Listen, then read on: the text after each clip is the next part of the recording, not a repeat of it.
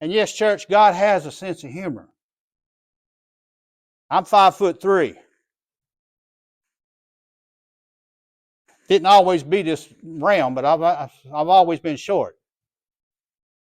First time I became a deacon, back in early 1900s, the pastor I had, he says, deacons can baptize people too. No problem. I got you. I've never done it, but I'm going to do it. First time I come up to do it, I'm nervous. I'm scared to death.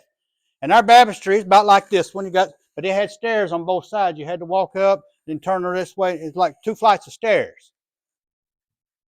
But they had us wear them choir robes. Again, I'm 5'3". Choir robes are probably for someone about 5'8", 5'7".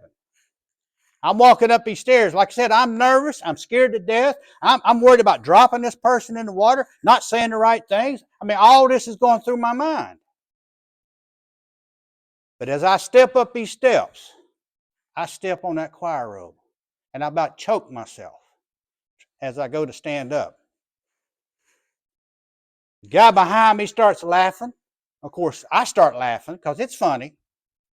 Guess what, brothers and sisters? When I got in that water, I was still thinking about what happened on that stairwell, and God got the glory in the baptism that day. Why do I say all this? Because many today, they're allowing the fear of failure to guide them in their service of God. You see, we don't need to let that fear of failure, because we sang the song this morning, Victory in Jesus. We have a victory already. Let's claim it. And let's proclaim it to the world.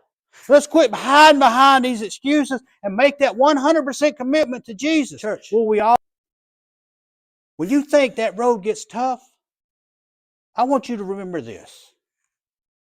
Jesus was physically beaten.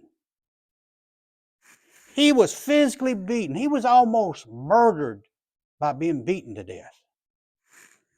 His wounds were real. It's not that thing we see hanging on the cross, that sanitized version that we see. He was bloody. He had gaping wounds all over his body where they whipped him and beat him and kicked him and spit on him. He felt that physical pain. And yet, what does he do up on that cross? He puts his arms out and he yielded up his life that you and I could have life.